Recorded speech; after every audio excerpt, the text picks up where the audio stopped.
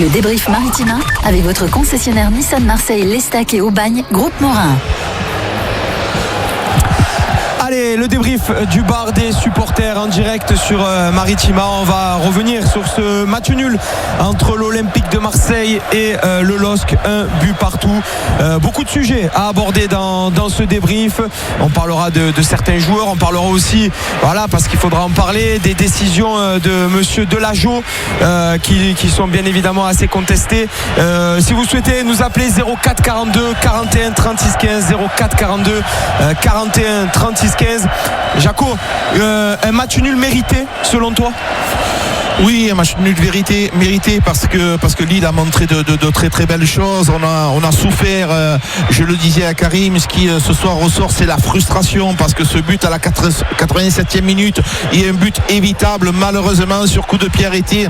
Eh bien, c'est nos espoirs, mais l'Olympique de Marseille a montré de très très belles choses et ça c'est la bonne nouvelle. On a vu, on le dit régulièrement, un état d'esprit retrouvé. On savait tous que l'OM avait vraiment besoin de retrouver au Vélodrome de l'intensité. C'est chose faite. C'est chose faite, ce match nul. Bon, il permet à l'Olympique de Marseille toujours de rester devant Lille. On va accueillir notre premier supporter par téléphone, c'est Najib. Salut Najib. Bonsoir tout le monde. Najib, une petite analyse. Qu'est-ce que tu penses de ce match nul des Marseillais ce soir? Très frustré parce que je nous trouve trop calculateurs. Je nous trouve trop timide. Bordel, l'OM, c'est droit au but. On doit y aller, on doit taper dedans. On gagne 1-0, on doit pousser, on doit mettre le deuxième. C'est à nous d'emballer. On le sait que l'arbitrage sera toujours en notre défaveur. On le sait, c'est pas nouveau. Donc on peut pas laisser la place au calcul. On doit à un moment donné rendre fou cette partie. Lille a joué en Europa League il y a 3 jours. Nous, on n'a pas joué. On peut pas se permettre d'être trop calculateur. On doit taper dedans, on doit les épuiser. À un moment donné, on est trop gentil devant. Toi, ce que tu veux souligner ce soir, Najib, c'est qu'on a eu un OM pas assez tueur, pas assez décisif dans les moments importants de cette rencontre. Mais totalement, on le sait que l'arbitrage sera en notre défaveur. Il ne faut pas laisser la place à ça. On ne peut pas laisser la place à ce facteur-là. On doit tuer le match. Aujourd'hui, on a les ballons pour mettre 2 buts, 3 buts. Eh ben, faut les mettre. Il faut pas laisser la place à la chance ou au calcul ou au contrôle. Non, on y va, on tue tout de suite le match. Jaco, important de ce que nous dit Najib, parce que on se rappelle du match face à Monaco, on se rappelle du match face à Saint-Etienne où l'OM avait été plutôt efficace devant les buts. Et il y a quelques semaines, on pointait cette inefficacité marseillaise, cette inefficacité devant les buts et le fait que l'OM ne prenne pas assez de risques offensivement. Et ce soir, peut-être, c'est ça qui a coûté la victoire aux Marseillais. Oui, c'est vrai qu'offensivement, on a peur de bien faire. On arrive dans les 20 ou 30 derniers mètres, on a des occasions, que ce soit sur les couloirs ou dans l'axe. Et bien, quelquefois, on revient, on ne prend pas de risque, on ne tire pas au cage. On peut avoir la possibilité de tirer, d'avoir un gardien qui relâche. On ne le fait jamais. Combien d'actions, des contre-attaques ont été avortées où on est revenu derrière. Donc, c'est vrai que ce que dit Najib, il a tout à fait raison. Je suis de son avis à 100%. Il faut de temps en temps essayer de bousculer un peu les équipes adverses en essayant, je veux bien qu'on ait une stratégie de construction avec de l'horizontalité pour trouver quelque part quelqu'un au milieu, mais de temps en temps les attaques offensives elles doivent aller jusqu'au bout. Comment tu l'expliques toi, Najib? Est-ce que c'est finalement, comme nous le dit Jacques, un projet de jeu, des idées mises en place par Roberto De Zerbi, ou alors un choix de joueur avec peut-être il manque peut-être un joueur offensif en plus dans cette équipe marseillaise, parce que si on regarde le 11 de départ, finalement il y a seulement 3 joueurs à vocation offensive avec Luis Enrique, Mason Greenwood et Neil Maupay. Tu as tout résumé. Je pense qu'on est un petit peu trop premier de la classe, un petit peu trop propre sur notre costume, et à un moment donné on enlève ce grain de folie, et ce grain de folie c'est ce qui fait chavirer le Vélodrome. Ce grain de folie c'est ce qui va permettre de pousser un petit peu. Alors en effet, on joue bien, il y a des belles choses, on est très très, très premier de la classe, on joue, c'est joli, c'est beau, mais à un moment donné, il faut de l'efficacité. Et à un moment donné, il faut de la folie aussi. Et quand tu regardes à la fin de la première mi-temps, le nombre d'actions où on avance et qu'on revient derrière, tu te dis non, tu peux pas faire ça. Parce qu'on la connaît cette histoire. On est tous supporters de l'OM depuis des années. On la connaît cette histoire. Cette histoire qui fait que le joueur va faire 15 fautes, il va pas avoir de carton rouge. Et ben c'est lui qui va nous mettre le pion à la fin. Donc pour éviter ça, il faut tuer le match. Et pour te répondre, je pense qu'il nous manque un tout petit peu ce grain de folie. Et je veux bien qu'on travaille bien, qu'il faut bien préparer, je comprends, mais il faut aussi laisser la place un petit peu à la folie. Ben voilà, c'est ce qu'on va retenir de ton intervention, Noëm, avec un manque de folie ce soir face à Lille et dans la globalité depuis le début de cette saison. Merci Najib d'avoir été avec nous sur Maritima. Parlons aussi de l'aspect défensif ce soir, parce que Jaco, il y avait ces trois joueurs qui étaient alignés comme depuis maintenant quelques matchs, Kondogbia, Balerdi et Amir Murillo, mais sans un grand Geronimo Rulli, peut-être que les Marseillais ne seraient pas repartis avec un point seulement ce soir, avec beaucoup de largesse défensive. Oui, effectivement, beaucoup de largesse défensive. Ok, cette défense qui est maintenant orientée à 3, elle permet aussi d'avoir normalement des couloirs occupés. Je te rejoins sur le fait que Rulli, encore une fois, a été performant, a été plusieurs fois même décisif, mais cette défense, je pense qu'on lui a trop tapé dessus. Il y a des joueurs qui sont en train de s'imposer et sincèrement, moi, je suis pas d'accord sur les entrées qu'a fait aussi le coach. Quelque part, le faire rentrer Cornelius et de faire rentrer Lirola, c'est deux grosses erreurs, parce que Lirola, hormis son carton rouge qui est une faute grossière, il n'y a pas de problème là-dessus, mais il n'a pas été bon du tout. Cornelius est mal à l'aise. Cornelius n'a pas des qualités techniques. Il a déséquilibré totalement la défense, notre coach, en faisant sortir Kondogbia de la défense centrale. Il y avait un équilibre qui était bien fait, mais c'est vrai, je te rejoins qu'il y a des largesses défensives, effectivement, que l'on doit régler, que l'on doit avoir cette approximation. Il faut déjà se prendre en conscience de ça. Mais un gardien fait partie intégrante de l'équipe et on a la chance d'en avoir un très bon. Tu parlais des remplaçants, on rappelle les joueurs qui sont entrés en jeu, avec Cornelius qui a remplacé Valentin Rongier, Paul Lirola qui a remplacé Quentin Merlin, Bilal Nadir qui a fait une bonne entrée, Bilal Nadir à la place de Mason Greenwood, et enfin Neil Maupay qui a cédé sa place à Jonathan Rowe. On va entendre maintenant notre supporter par téléphone qui nous a rejoint, c'est Jo. Salut à toi, Jo. Salut l'équipe, salut Jacques, salut Jo. Jo, est-ce que tu rejoins, on va rester finalement sur ce thème, sur l'aspect changement pendant la rencontre. Est-ce que tu penses peut-être que Roberto De Zerbi, sur les changements, sur la décision de faire entrer ou non certains joueurs, est-ce que tu penses que là aussi ça a peut-être coûté le match aux Marseillais, la victoire aux Marseillais? Pour moi, il s'est complètement trompé dans les changements. À un quart d'heure de la fin, il change une défense alors que Kondogbia, elle était énorme. Je comprends pas le système de pas faire un très rôle l'avant. Quand à un moment donné, ils ont été physiquement, ils ont été Jo, est-ce que tu penses, Jo, est-ce que tu penses que c'est plus la défense qui a été déséquilibrée ou plus le milieu de terrain qui a été déséquilibré? Parce que c'est vrai que quand Valentin Rongier est sorti, beaucoup de pertes de balles au milieu de terrain. Automatiquement, ils sont déséquilibrés avec Rongier qui sort. Automatiquement. Mais sortir Kondogbia, lever Kondogbia de la défense, un match comme ça, je comprends pas pourquoi. Et ne pas faire entrer rôle au moment où Lille, physiquement, ils sont courts, pour qu'ils prennent un peu de la profondeur, pour qu'il aille un peu les provoquer. Je comprends pas pourquoi on attend 3 minutes de la fin pour le faire rentrer. Je ne veux pas comprendre ça. Tu aurais aimé un Jonathan Rowe peut-être qui serait rentré un peu plus tôt dans le match? Alors c'est vrai que Neil Maupay a fait plutôt un match correct, on va en parler, mais c'est vrai que Jonathan Rowe, il aura amené un peu plus de vitesse, un peu plus de prise de profondeur, ce qui aurait profité peut-être aux Marseillais. Exactement, en plus il y a un joueur blessé qui jouait Johansson, je sais plus comment il s'appelle, celui qui s'est blessé au genou, il est blessé. Eux, ils sont physiquement, ils étaient un peu en dessous sur la fin. Donc je comprends pas pourquoi on ne fait pas entrer avant. Avec Maupay, attention, qui a fait un super match. Hein. Je n'enlève pas le match qu'il a fait Maupay, il a fait un super match. Hein. Et je pense qu'à un moment donné, il fallait faire entrer rôle pour qu'il prenne la profondeur, pour qu'il les provoque, pour qu'il amène la vitesse, pour qu'il amène un peu tout ce qu'il amène quand il rentre, quoi. Voilà.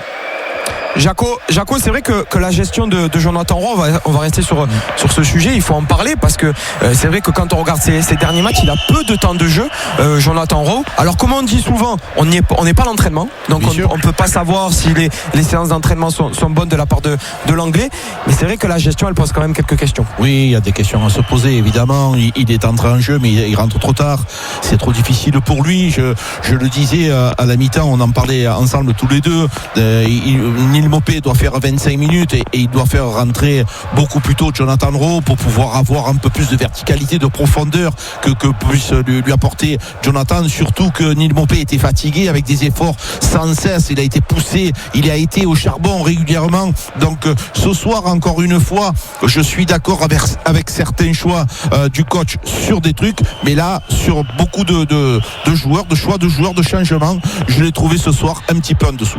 Ouais, un petit peu en dessous, le changement pendant la rencontre. On parlait de Neil Maupay. Qu'est-ce que tu en as pensé, toi, de son match à Neil Maupay ce soir face à Lille, Jo?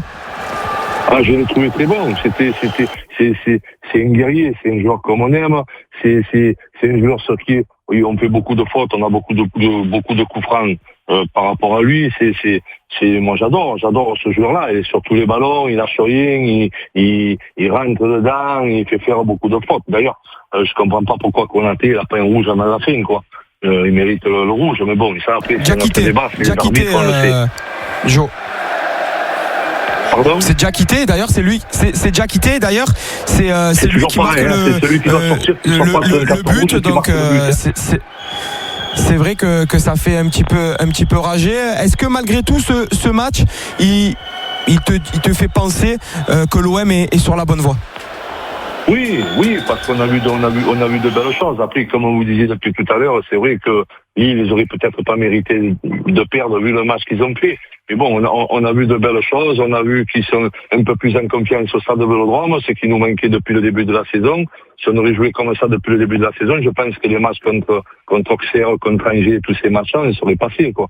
Oui, moi j'ai confiance. Et l'équipe, elle prend bien forme là, les milieux de terrain se sont trouvés, je pense que... Et à savoir, peut-être à la Noël, une petite surprise avec un petit milieu de terrain qui mesure 1m90 de haut. Une pioche? Qui joue en équipe de France. Tu parles d'une pioche? Une pioche Paul Pogba. On verra si le Père Noël nous entend, si le Père Noël nous écoute, si ces petits lutins ils peuvent nous apporter Paul Pogba. En tout cas voilà, c'est vrai que la rumeur elle enfle de plus en plus. Même Dimitri Payet qui était présent ce soir au stade Vélodrome en a parlé, mais en tout cas on restera bien évidemment attentif à cette rumeur. Merci Jo d'avoir été avec nous sur Maritima et à très vite sur nos antennes. Jaco, on va parler du match, voilà, de la première à la dernière minute. Est-ce que l'OM gagne un point par rapport au contenu, par rapport à ce qu'ont proposé les Marseillais, ou l'OM perd 3 points?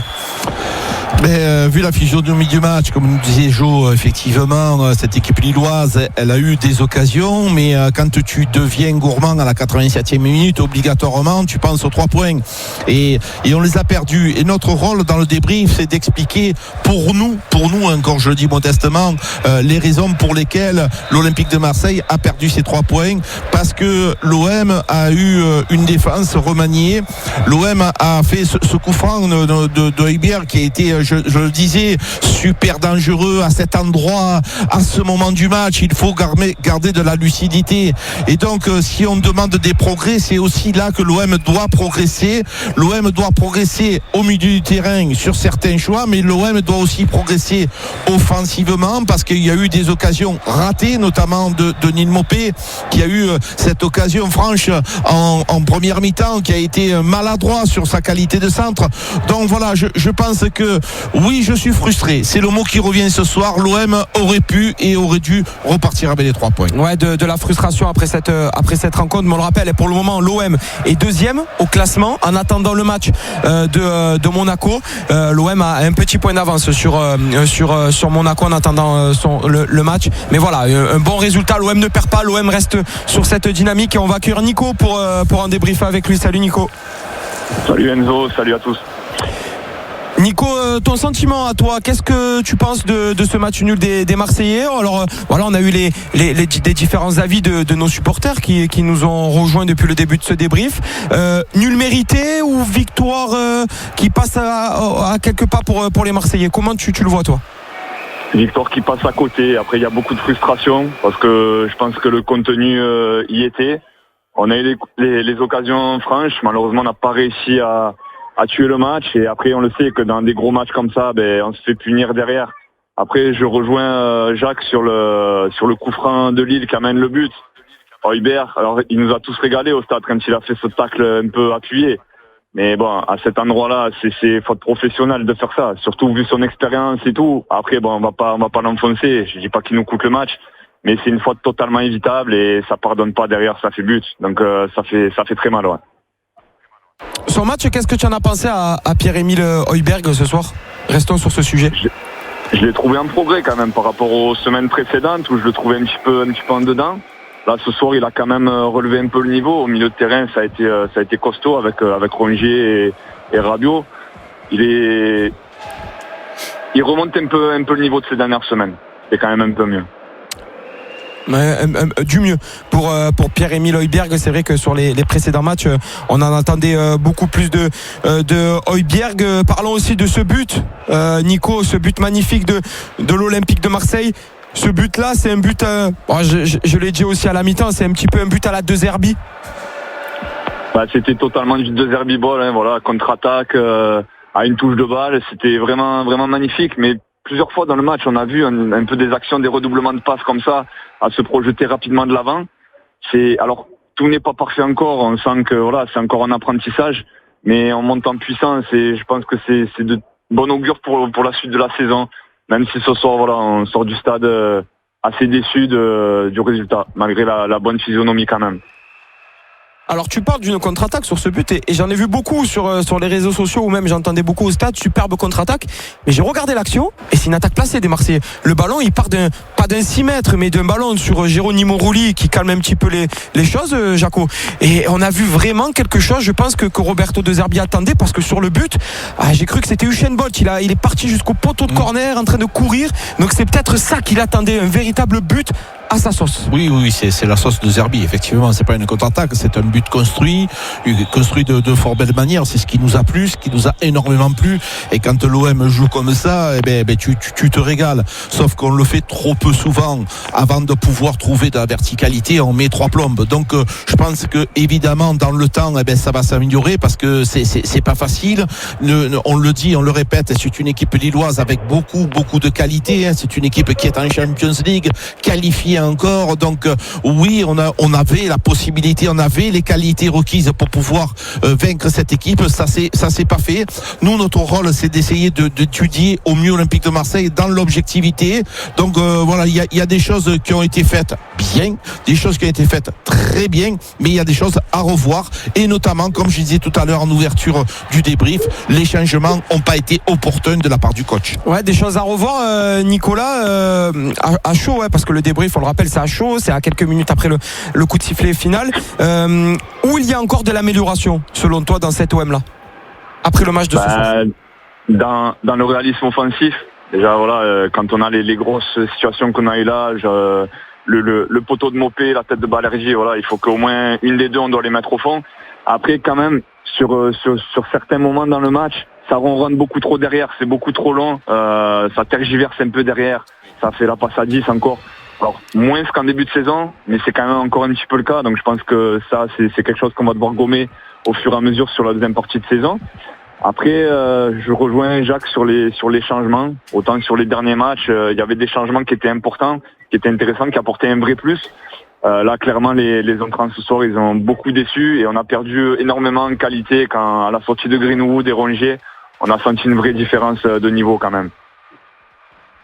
une vraie différence. Je le disais aussi, la sortie de Valentin Rongier qui a fait énormément de mal au milieu de terrain marseillais. Merci en tout cas Nico d'être intervenu sur Maritima. Jaco, Nico nous parlait de Mason Greenwood. Est-ce qu'on peut parler de son meilleur match à l'Olympique de Marseille ou j'abuse un petit peu? Non, tu abuses pas. C'est son meilleur match. Il n'a pas été buteur, mais il a été auteur d'un match complet offensivement, complet défensivement, avec un état d'esprit qui plaît aux supporters marseillais. D'abord, il est sorti sous les ovations du stade. Donc, pour moi, oui, c'est son meilleur match à l'OM, paradoxalement, sans avoir mis de but. Ouais, Mason Greenwood qui a été vraiment intesselant ce soir, comme le disait Jacques, il n'y a pas eu de but de la part de Mason Greenwood.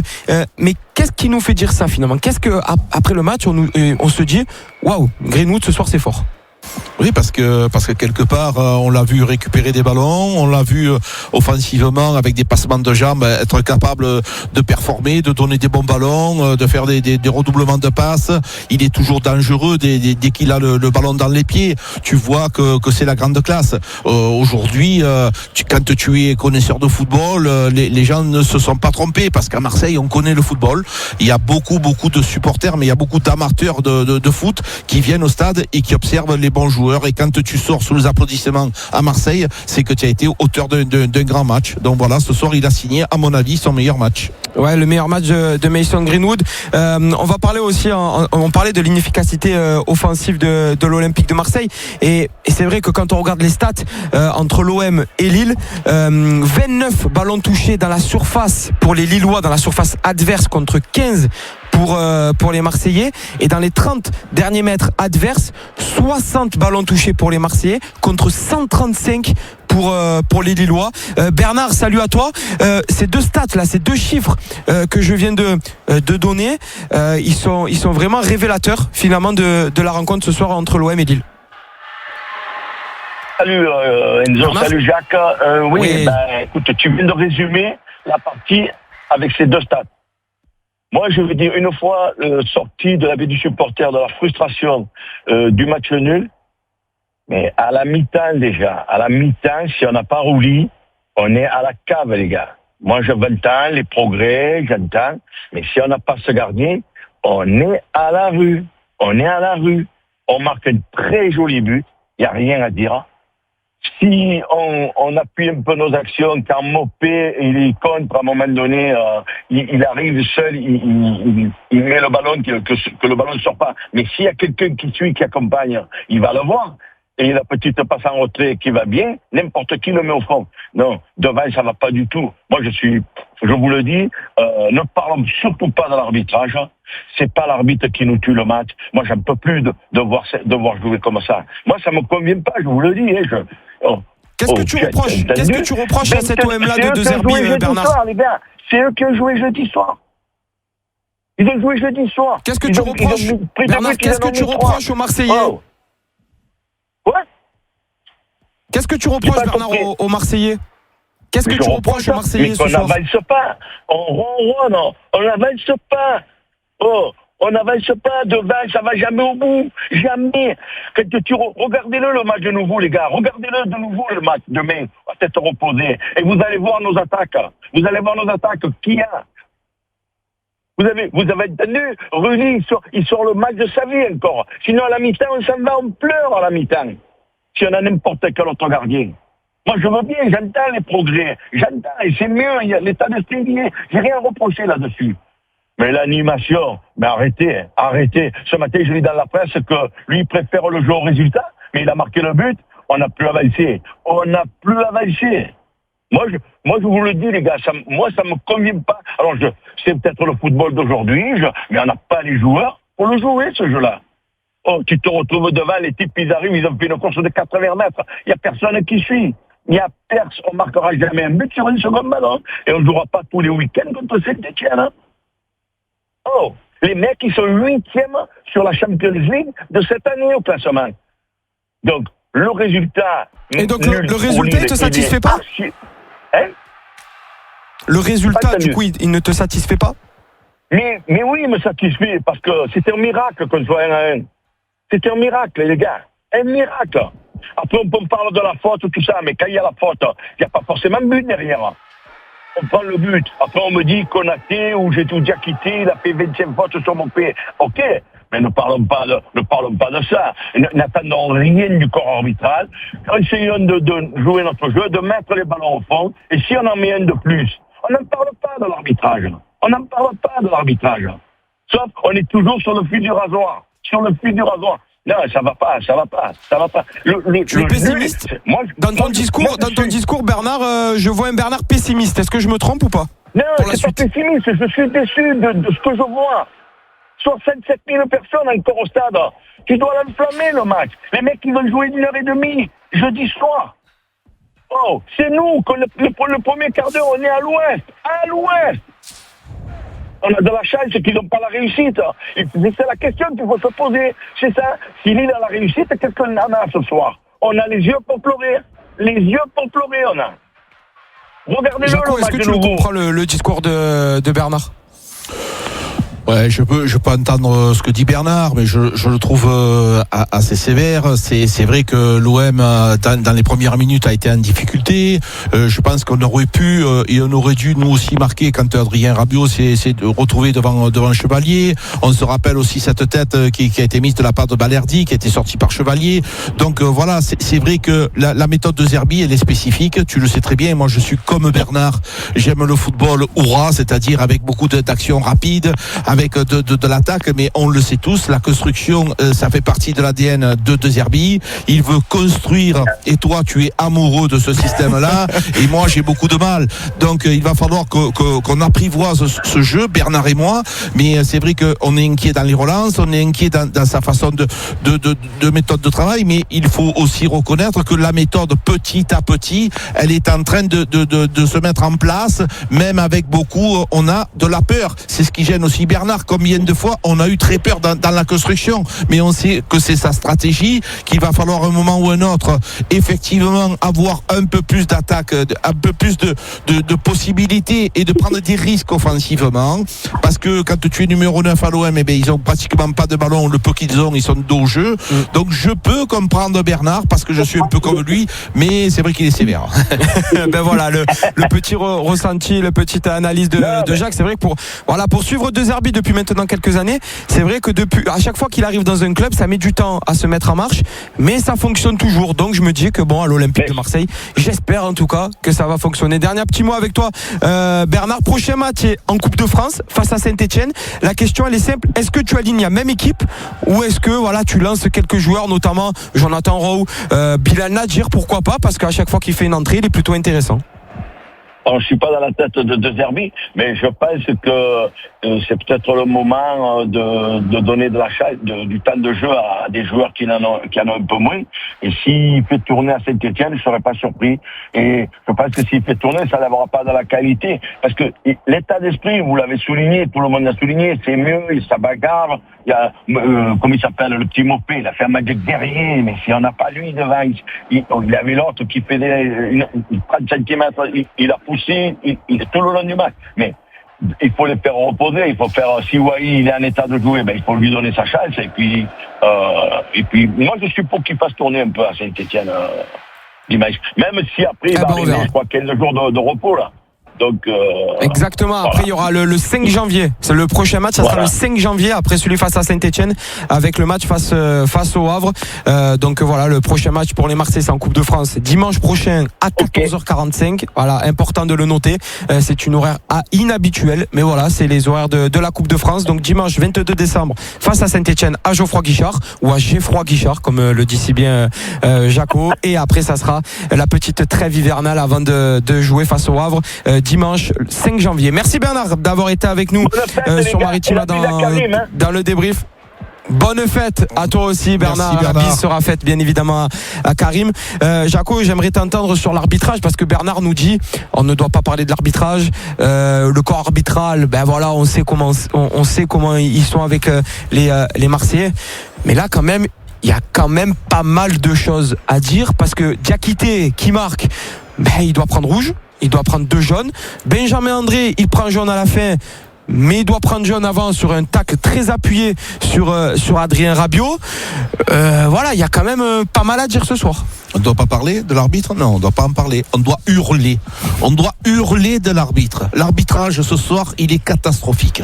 Encore une fois, je te le disais, Enzo, les arbitres, quand ils arrivent ici, ils ont un problème existentiel. C'est une arène du football. C'est-à-dire que dans cet endroit, beaucoup d'arbitres veulent briller. Et ils ne veulent pas se faire submerger par le public. Alors souvent, ça fait un effet boomerang. C'est-à-dire qu'ils pénalisent l'Olympique de Marseille. On essaye d'être le plus objectif possible. C'est-à-dire qu'il ne faut pas être tricheur. Combien de fois les Lillois auraient mérité des cartons jaunes avec des tacles assassins, avec des tenues de maillot, avec Bernard nous le disait, Neil Maupay, combien de fois il a été poussé dans le dos. À un moment il fait le signe 6 pour dire 6e fois. Ça fait 6 fois que vous me poussez dans le dos. On a vu à un moment donné Cabella pousser le défenseur de l'Olympique de Marseille. Il y a aussi cette possibilité d'être plus près des actions. L'arbitre ce soir a été en dessous de tout. Donc le match nul, ok, maintenant on commence un petit peu à retomber, mais l'analyse du match de l'arbitre, elle est scandaleuse. Et si le football français veut avancer, il va falloir que les arbitres, ils avancent au niveau mental, qu'ils arrivent à être beaucoup plus objectifs, surtout dans notre vélodrome. Ouais, surtout dans notre vélodrome. Et d'ailleurs, les supporters marseillais ne se sont pas trompés parce qu'ils ont vraiment sifflé Willy Delageau ainsi que ses deux assistants. Et d'ailleurs, le trio arbitral est vite reparti dans le tunnel. C'est assez rare pour être souligné. On va en parler de l'arbitrage avec Steph qui nous a rejoint. Salut mon Steph. Salut les amis. Steph, tu étais au stade bien entendu comme tous les matchs à domicile de l'Olympique de Marseille. Est-ce que tu es plutôt team Jaco en te disant oui il faut parler de l'arbitrage, ou est-ce que tu es plutôt team Bernard par exemple qui nous disait on ne parle pas de l'arbitrage ce soir, c'est l'OM? Non, tu peux en parler parce que l'arbitre a été en dessous ce soir encore. Souvent on en parle dans les débriefs. Un bon arbitre, tu dois pas l'entendre parler. Il doit être dans la pédagogie et au moins si on entend parler, au plus ça veut dire qu'il a été efficace. Et ce soir, j'ai l'impression, sans être chauvin, bien entendu, qu'il a souvent sifflé à contresens et souvent à l'avantage des Lillois, comme vous venez de le dire. Maupay, il s'est fait tirer le maillot, pousser, bousculer des dizaines et des dizaines de fois dans ce match. Et je crois qu'il a sifflé 1 ou 2 coups francs, c'est tout. Après, voilà, plusieurs fautes d'anti-jeu qui sont pas sifflées. Après, à voir, je ne sais pas si Jacques, si vous avez le ralenti, parce qu'on n'arrive pas à savoir réellement sur eau, est-ce qu'il y a quelque chose ou pas en fin de match dans la surface. Alors, sincèrement, il n'y a pas eu de ralenti. Alors, je te rassure, Steph, il n'y a eu aucune image. Il n'y a pas eu de ralenti. Aucune image. Voilà, il n'y a pas eu même un ralenti de la part du diffuseur. Voilà, il faut nous expliquer que l'on puisse juger de notre visu, savoir s'il y a eu faute ou pas. Pas du tout. Ok, sur Jonathan Roy, on n'a pas eu de retour. Mais par contre, on a bien eu des retours sur le coup sur Pierre-Emile Højbjerg dans la surface de réparation. Oui, bien sûr. Là, par contre, c'est pénalty. Il y avait pénalty. Ah ben moi je te le dis Steph, c'est pénalty parce que c'est véritablement un coup de coude. Oui, c'est un coup de coude sur Pierre-Emile Højbjerg et le défenseur ne joue même plus le ballon. Certes, il protège, mais il ne joue même plus le ballon, tandis qu'Højbjerg le joue, lui, le ballon. Donc bon, voilà, il y a quand même eu des décisions ce soir. Finalement, on peut dire que tu te fais voler par l'arbitrage ce soir, même si dans le match, je trouve qu'on a fait un bon match, on n'a pas été ridicule, on a un bel adversaire en face, certes. Après, à un moment donné, il va falloir qu'on arrête de dire ils ont joué jeudi ou ils ont joué mercredi. Parce que quand on joue une fois par semaine, on te dit l'équipe elle est fraîche et souvent elle peut passer à travers. Quand on te dit c'est bon de jouer tous les 3 jours parce que ça permet d'enchaîner les matchs, donc on trouve toujours des excuses. Quand c'est des pros, ils sont censés s'entraîner, avoir une préparation pour jouer tous les 3 jours. Donc voilà, Lille a répondu présent. L'OM a fait un très bon match. Malheureusement, comme je l'ai dit, à la fin de la première mi-temps, si tu veux les tuer, il va falloir mettre le deuxième but le plus rapidement possible. Tu as eu 2-3 occasions de le faire, tu ne l'as pas fait et tu te fais punir bêtement sur un coup de pied arrêté. C'est ça qui est dommageable. Mais sinon, le match nul est pas volé ni d'un côté ni de l'autre. Exactement, avec beaucoup d'occasions aussi pour les Marseillais, pour les Lillois aussi également, avec, on le disait, un très gros match de Geronimo Rulli. On va parler du buteur côté Marseille, c'est Quentin Merlin. Beaucoup se posaient des questions sur Quentin Merlin. Est-ce qu'il va arriver à gérer Edon Zegrova? Steph, on peut se le dire, Merlin dans sa poche ce soir, il a un Kosovar à Monsieur Zegrova. Ah oui, mais après avec l'aide de Kondogbia qui a été tout simplement énorme aussi ce soir. Oui. Va falloir le dire. Parce que Kondogbia, plusieurs fois, il est monté sur Zegrova, plusieurs fois, il y est rentré dedans, et à plusieurs reprises, il a su prendre le ballon. Donc, c'est les deux qui ont fait un travail tout simplement exceptionnel. Et que dire encore une fois, on en parlait cette semaine du travail offensif de Quentin Merlin. Ah oui, très beau but, parce qu'il faut le mettre, c'est un but. T'as commencé vraiment à reculer quand tu as sorti Marlin et Rongier, malheureusement, mais ils avaient tellement donné sur tout le match qu'au bout des moments, tu es obligé de faire souffler un peu les mecs et faire tourner. Mais les entrées de Cornelius et de Lirola, c'était compliqué, très compliqué. Ouais, très compliqué. Restons sur Quentin Merlin et Geoffrey Kondogbia, mais plus sur Geoffrey Kondogbia. Est-ce qu'on peut le dire, Jaco, ce soir c'était le meilleur des trois? Oui, Geoffrey Kondogbia a été tout simplement magistral. Il a été impérial. N'oublions pas que c'est pas son poste de prédilection. Il est en train de s'imposer complètement. Et quand Geoffrey Kondogbia n'est pas associé à Balerdi, eh bien on est en difficulté. C'est vraiment un joueur qui est en train de devenir un titulaire indiscutable à ce poste qui n'était pas le sien. Ouais. Pendant qu'on est en train de débriefer cette rencontre, les joueurs qui ont peu joué ou qui ne sont pas rentrés sont en train de finir leur décrassage. Amin Harit, Ismaël Koné, Kylian Abdallah, voilà, tous ces joueurs-là, Bilal Nadir également viennent de finir leur décrassage. Steph, Jaco, on va passer au top 3 et au flop 3 de ce OM Lille, 15e journée de Ligue 1. On va commencer par toi, Steph, et le flop 3. Voilà, les 3 joueurs un petit peu en dessous ce soir, Steph. Le flop 3, sincèrement, je vais mettre les rentrants. Je vais te mettre les rentrants, oui. Je vais mettre Lirola, Cornelius et Heubière que j'ai trouvé un peu en dessous, et le fait de sa faute qui te coûte le coup. Allez, légalisation. Mais il n'a pas été catastrophique. Oui, bien sûr. Bien sûr, c'est les trois mêmes. Surtout moi, Cornelius, ça m'inquiète. Je le trouve pas très à l'aise techniquement. Lirola, son entrée, elle est catastrophique. Pas un bon contrôle. Il a pas pris le couloir. Il a peur offensivement.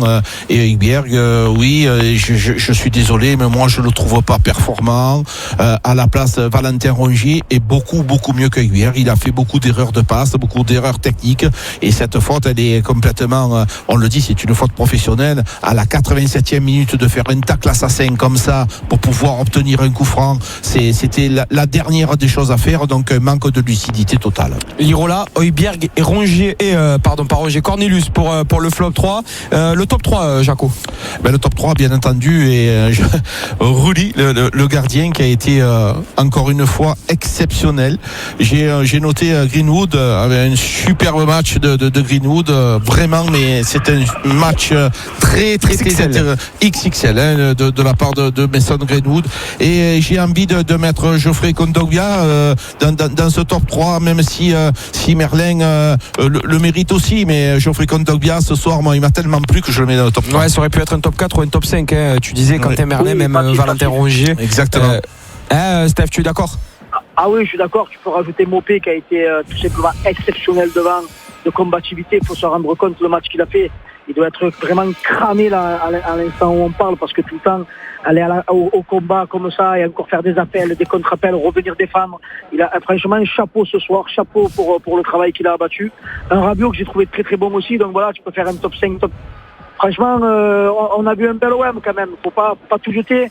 On a vu un bel OM, c'est une belle équipe.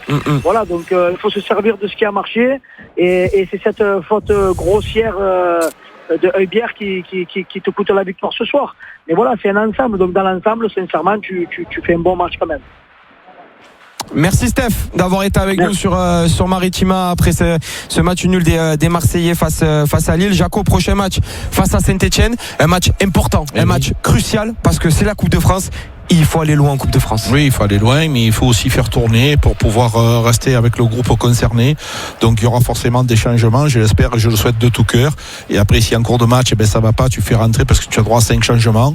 Mais c'est un match important parce que l'OM va essayer d'aller le plus loin possible à la Coupe de France pour pouvoir ramener un titre. Et on nous le souhaite en tout cas, cette qualification pour le prochain tour en Coupe de France, avec un déplacement la semaine prochaine, dimanche à 14h45 à Geoffroy Guichard face à Saint-Etienne. Merci Jaco d'avoir été en notre compagnie sur Maritima. Merci Enzo, bonsoir à tous et merci de votre fidélité. Merci à tous de nous avoir suivi. Le rappel, un but partout entre l'Olympique de Marseille et le LOSC. Vous allez pouvoir retrouver le replay, le podcast de ce débrief du bar des supporters sur notre chaîne YouTube Maritima, ou alors sur notre site maritima.fr. Un but partout entre l'OM et Lille, et on retrouvera bien entendu à partir de lundi 18h le bar des supporters autour de Marc Galli. Excellent week-end. Merci messieurs, merci beaucoup à Jacques, à Enzo et à Karim pour ces commentaires et ce débrief d'après-match. Un but partout, voilà pour le score final après cette 15e journée entre l'OM et Lille. Actuellement, c'est Lens qui mène à Auxerre 1-0. Autre rencontre ce soir à 21h, Reims face à Monaco. Passez toutes et tous une excellente soirée, excellent week-end avec Maritima. Maritima.